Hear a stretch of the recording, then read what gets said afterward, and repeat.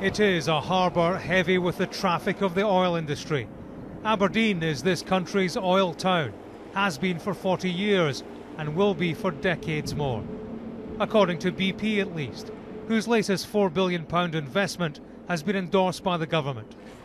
The Prime Minister left behind controversies at Westminster for a day trip north and the fresh air of jobs and investment. Congratulations on this landmark investment, the scale of which I think hasn't perhaps sunk in on all of our fellow countrymen who probably, like me, remembering vaguely their geography GCSE, or in my case, I'm afraid, O-level, thought that North Sea oil was running down. It isn't. There are many, many years left of this great natural resource. Mining the North Sea is big business.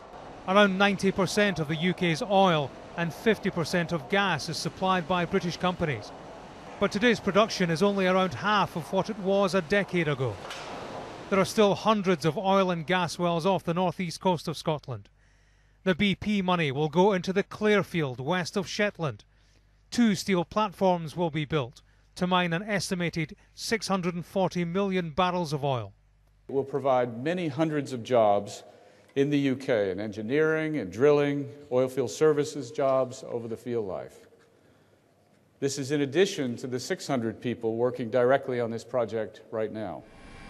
BP has renewed its focus on the North Sea after its disastrous oil spill in the Gulf of Mexico in April last year.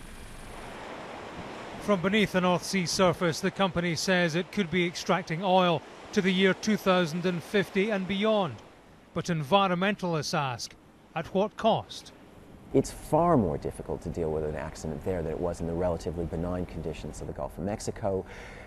You need thousands of people, hundreds of ships, billions of pounds to even begin to address the kind of problems that could result from a blowout in this region.